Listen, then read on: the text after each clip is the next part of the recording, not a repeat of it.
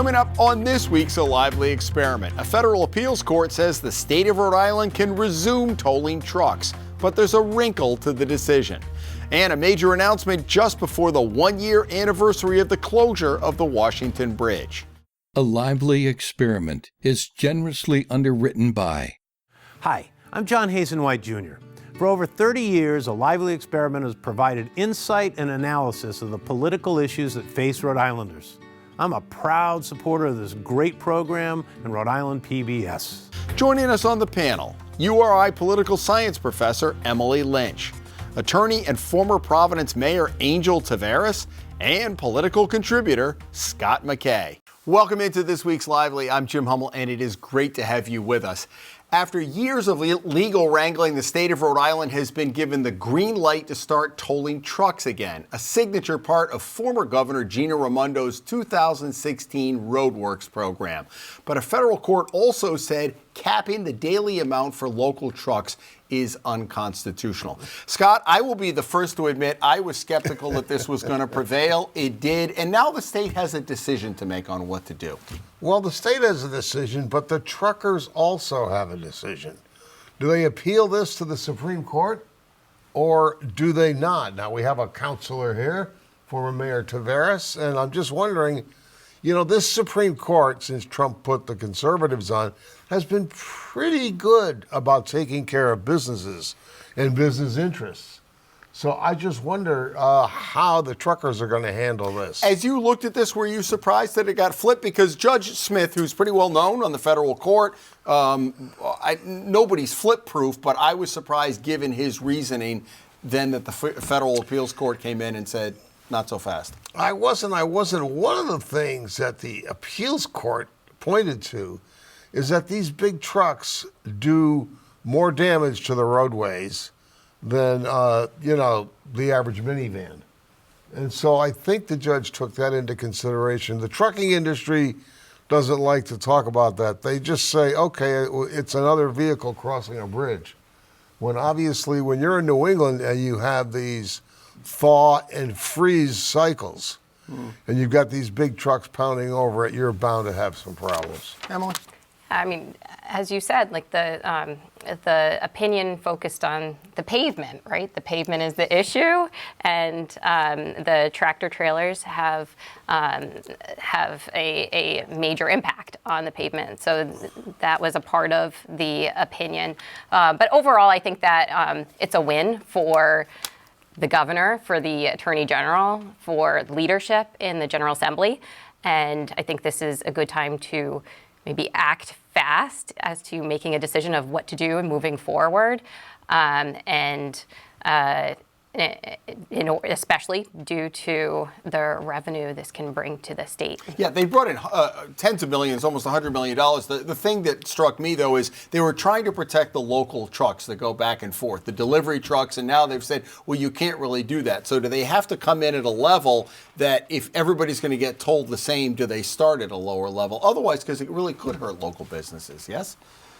Yeah, I mean, the opinion also mentioned that, the majority of people who use the roadworks bridges, that, they're not being told. This is a very small percentage that are being told. And of that percentage, it's about, I think the opinion said 19% are Rhode Island residents. So this is a very small portion of of Rhode Islanders. Counselor? Well, I'm a little biased here because I know I work with several people who worked on the case on behalf of the state. So we'll get that out front. I want to make clear, and Nicole Benjamin, John Tarantino, so very proud of the work that they've been able to do. And I'm just going to say, I mean, this is an important decision for the state of Rhode Island. And I think that we have to figure out ways to maintain our roads and bridges. And we see that all across the state, the issues that we have. So we're happy with the decision from the First Circuit, and certainly will help the state in any way that we can. You know, the state's going to be looking for revenue. It's going to have a cash problem. We all know the deficits are coming down the road. Now, no broad-based tax has been raised in Rhode Island since the banking crisis back in the credit union mess in the early 1990s. Luckily or unluckily, depending how you look at it, sports gambling and the casinos are now the number three in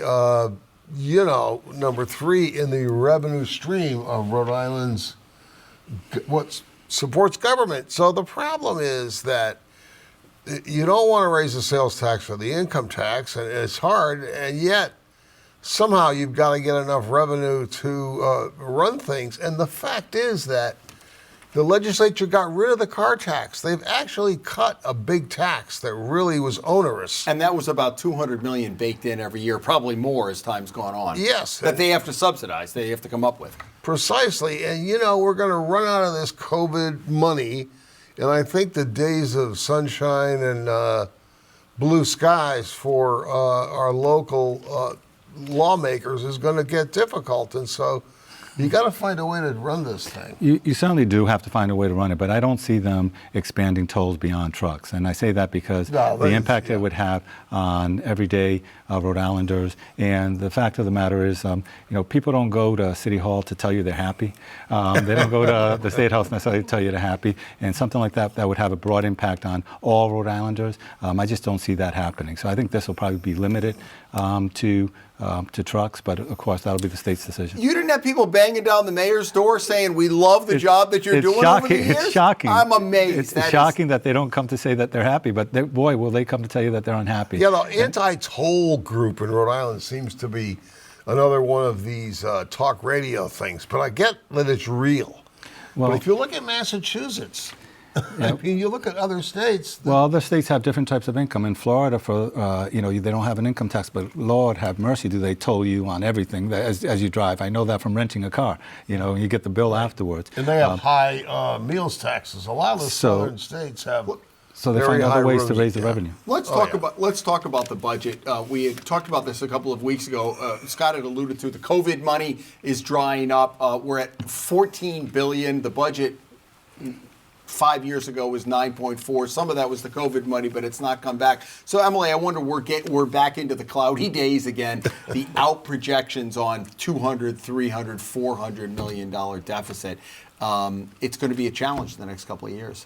Definitely, and that's why this decision is going to, with the tolls, may be a benefit for the state if the leadership acts quickly. And but overall, broadly, the leadership is going to have to make some tough decisions moving forward on how they're going to spend their money in order to be fiscally really responsible. Interesting about tough times. I've seen it, and you talk to people at the State House, and you probably know this too, Mayor, from your Category 5 that you inherited when you were mayor. And one of the things is sometimes it's easier to do a budget when there's no money than when there's a lot of money. Because when there's a lot of money out there, people are looking for their pet projects. They're trying to add on whatever they can. When there's no money, usually the leaders can just say, by the way, this year, you're going to have to hang on to it. We just don't have enough money for this pet project that you want, even though it's a good idea. Or we don't have money for this because we've committed not to raising broad-based taxes. Yeah, Speaker Sakarchi said that. He said, I have about $10 billion requests for $1 billion of the ARPA money, which all got... But he makes a point, because I remember, Scotty, you and I covered the State House years ago. I remember Governor Dupree telling me that they had, all of a sudden, it was a $100 million surplus back then, which seemed like a lot, and then it was $50 billion. It went the other way. The projections were off. And he said, it's a lot easier saying no, isn't it? Well, I got to say no a lot. So, but I would just there say was no money during your administration. Well, I would just say that having faced a $110 million deficit on a projected budget of 680, the 250, 270 that they're it doesn't seem that much. It doesn't seem that much, not when the budget's $10 billion, right? So I think that without a doubt, you're going to have to make some tough decisions because you can't spend everywhere, you can't invest everywhere. But I think with a budget as large as what we have, it should be manageable. I really do believe that. I really wonder how the Republicans are going to handle this. I mean, you're turning the COVID spigot off. Trump's coming in. He's already promised tax cuts. He wants to extend his tax cuts. He wants to take tax cuts, take taxes off of tolls. He's talked about keeping Social Security and Medicare intact. He's no longer blabbing about getting rid of the ACA or Obamacare every day. But how do you deal with the national debt? I mean, the Republicans were once the party He's going to increase it. That's how he's going to deal with it. of fiscal responsibility, and now it just seems like that's nonsensical, that they just don't believe that anymore. Meanwhile, every day servicing this debt is really putting a big gap in the federal budget, and it's not going to be easy. Let's talk about the transition. Go ahead. What were you going to say? Oh yeah, I think we need to pay attention to what Trump will do, especially in those first 100 days, like that honeymoon period, and I think this will set us up to what happens in the midterm elections, and that's what we should be paying attention to. And obviously, yeah, we're all going to be paying attention to the economy and how, whether or not Trump is able to, keep his promises that he made. And hasn't that traditionally been the way that if you basically have about a year and a half, a little bit more, and if not, that's probably why the founders had the House every 2 years and the Senate every 6, right? Because then if you don't like it, that's where you take it out at the voters, at the ballot box, right? Exactly. Yeah, we definitely see that in the midterm election, that shift to the opposing party of the president.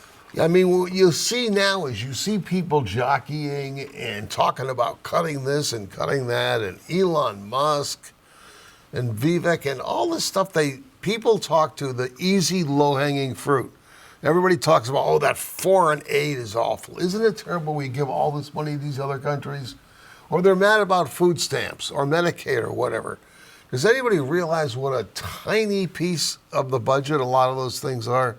There is no way that by cutting, say, food stamps and foreign aid that you're going to do anything really to try to bring any balance to that budget. And there's also the, Trump discusses cutting federal employees. And Wall Street Journal has, some great graphs in showing that most of the employees are from military-related agencies. Yes, that's not true. going to go over too well. What are you looking for as the Trump administration comes in? What are you keeping your eye on? We could do a whole show on that, I know. I was going to say, look, I think we're going to have a very tumultuous time. I think Trump is going to do what for the most part, what he said he's going to do. So I expect, and you can see that with his cabinet picks, who are really unprecedented in terms, and not in a good way, in terms of some of the cabinet picks that he's had. Was glad to see that Matt Gaetz withdrew for Attorney General, though Pam Bondi has made it pretty clear that she'll do his bidding. You have, I think, more convicted felons being nominated than in any other time in history, including, I guess the ambassador to France, who's Charles Kushner's father-in-law. I mean, all sorts of things. So I think you're going to see a very tumultuous time. I do expect that he will cut taxes. I expect he will increase the debt. I expect that a lot of the people who voted for him, who are lower income, are going to suffer more than they anticipated. And they're going to see just how quickly these numbers in a budget really impact people. And that's something that I learned on a much smaller scale, and on a much larger scale, we're going to do that. And I would not, if I wanted to reform the budget, put a billionaire in charge of a department that's not a department, but a department in name only. Creative department, right? Because he understands, a billionaire will, understands what regular people are going through. I don't think so. Yep. So I think you're going to see a really tumultuous time. Plus, the billionaire has all kinds of government contracts that keep him going. Billions of dollars in government contracts Musk has. Yeah. Well, it's interesting. We talk about the deficit. It's something that nobody is addressing, and it's ballooning every year. And it really, I think most people think of that, it's just kind of a concept, but it's going to affect our kids and grandkids and down the line. It's unsustainable. But I didn't see a plan from either candidate to say, we really need to reel it in here. Did you hear anything about that during the campaign?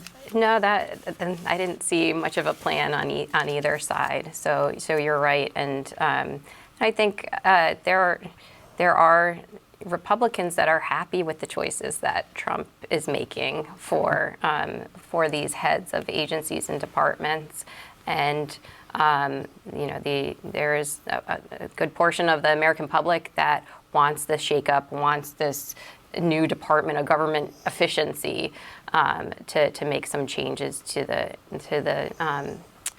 government, the federal government.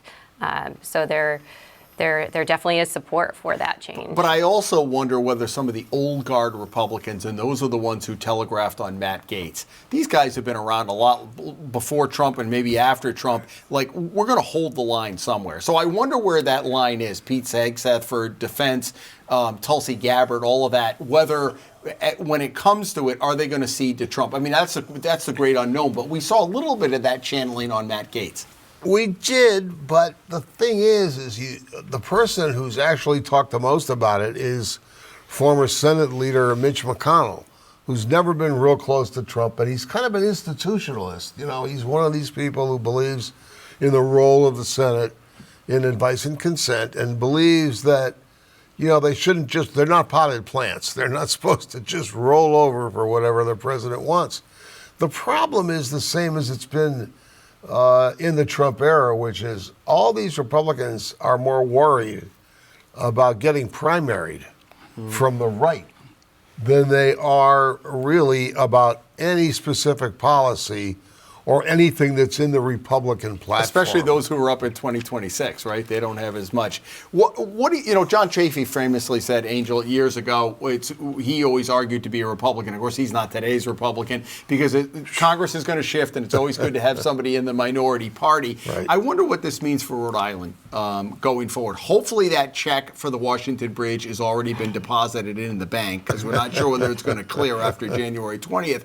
But do you think this matters that we're such a Democratic-leaning state with a Trump administration coming in? Well, I think it might matter for the next 2 years while the Republicans have the majority in the House and the Senate and the presidency. I think that if we see historic trends in terms of midterms, the Democrats should take the House in 2026. I mean, historically, the president loses seats there, and there's only going to be, I think, a 5-person majority, and because of his nominations, it's actually only they can't afford to lose anyone for the first couple of months because of the nominations he's made for his cabinet. So I do think it matters to some degree. I think that we were able to manage it some earlier, but we had a more divided system during this first administration. So we have to be careful, and I think we have very good advocates, and we have folks who understand the system down there. Senator Reid now is one of the most senior members of the Senate.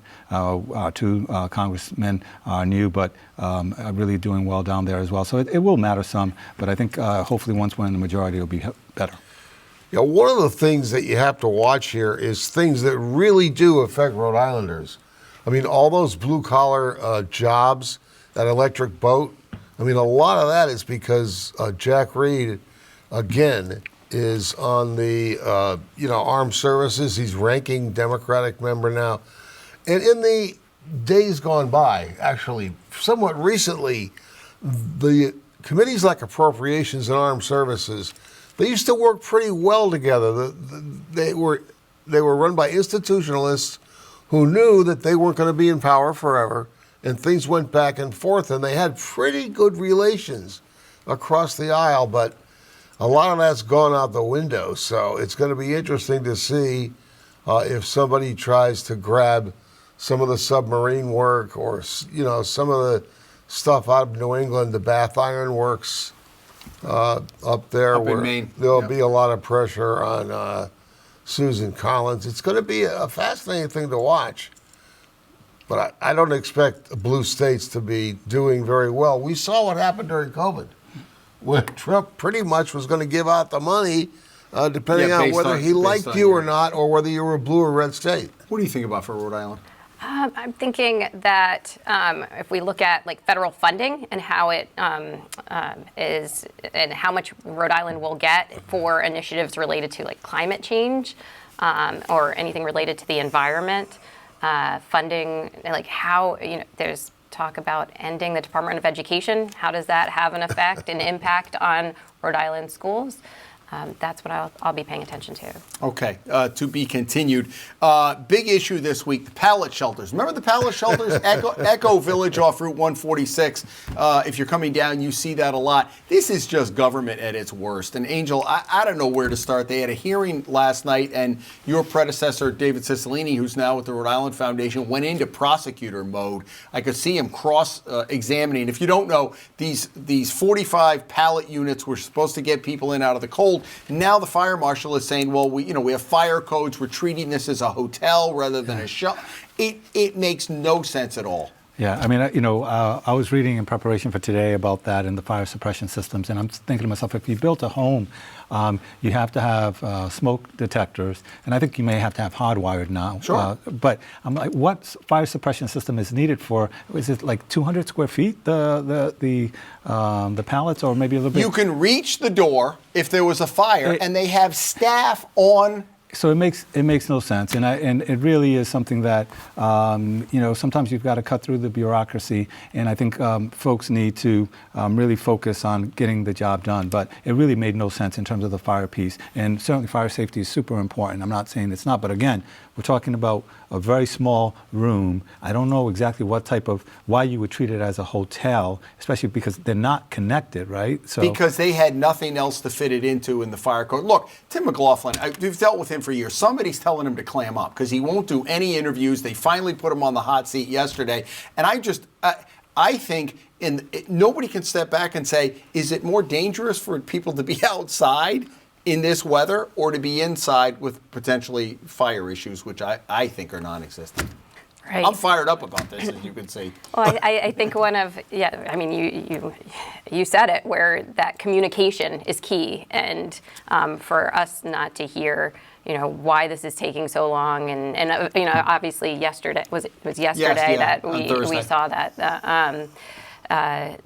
but people are wondering what's happening, and we need updates to be clear of why this is taking so long when the pallet shelters should have been prepared and ready for end of March. Last year. Yeah. So now, we don't see it into 2025.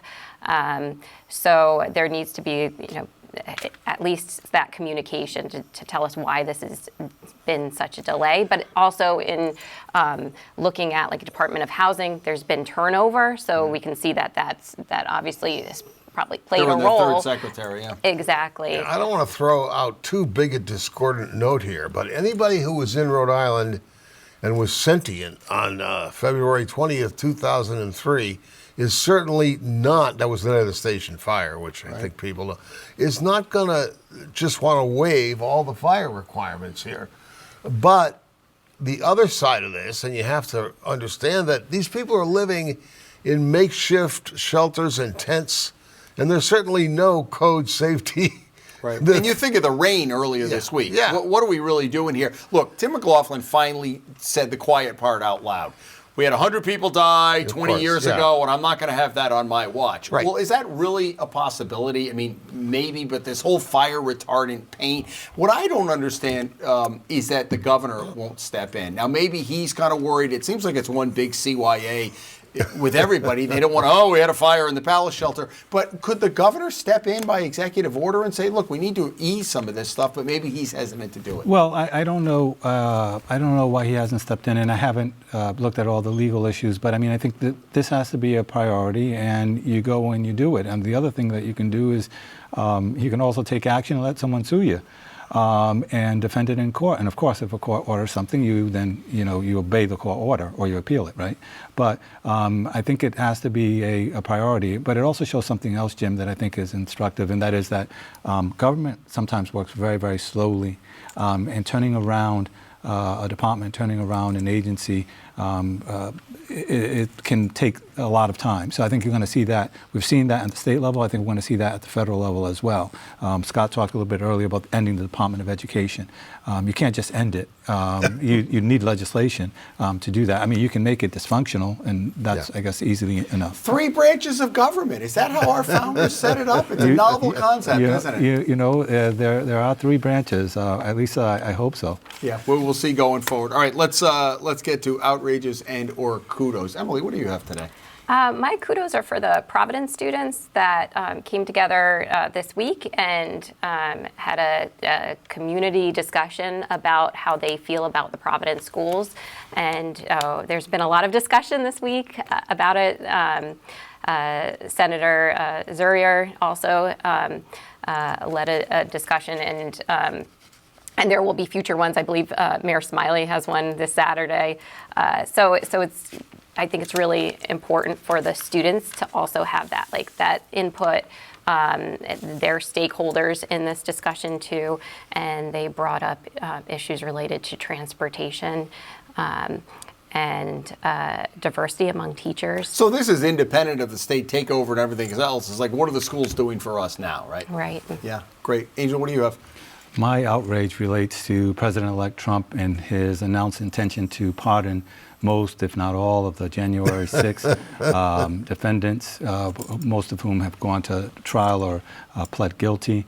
January 6th was a dark day in our nation's history, and to minimize it by pardoning them, I think is a huge mistake, and it's going to be just another dark spot in our history. Yeah, Scotty? The Washington Bridge, the state's longest running soap opera.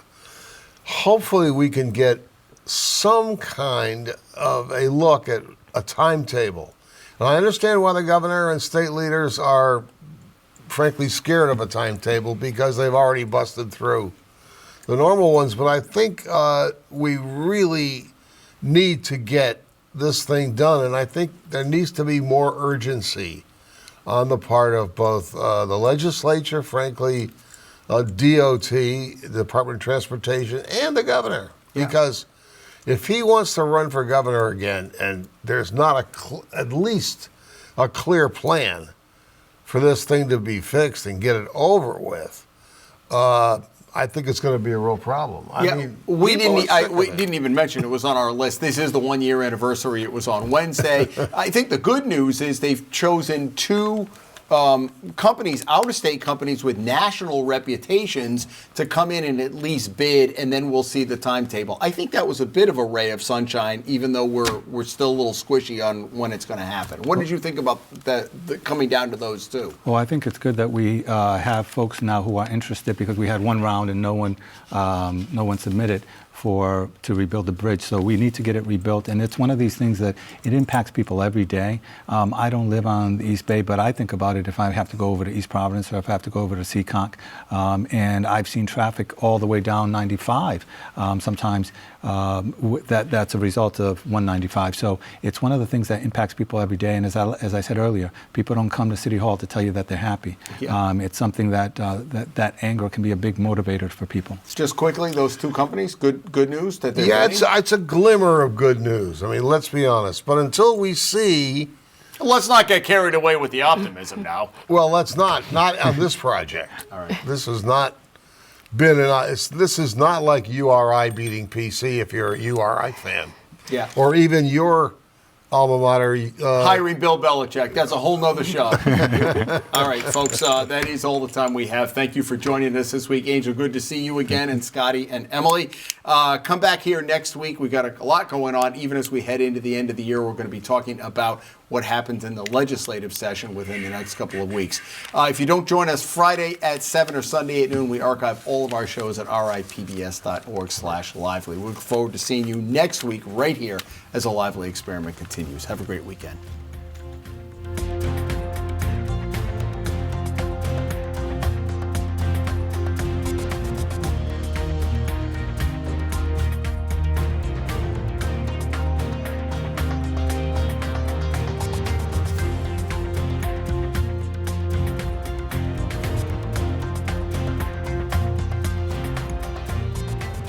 A Lively Experiment is generously underwritten by... Hi, I'm John Hazen White Jr. For over 30 years, A Lively Experiment has provided insight and analysis of the political issues that face Rhode Islanders. I'm a proud supporter of this great program and Rhode Island PBS.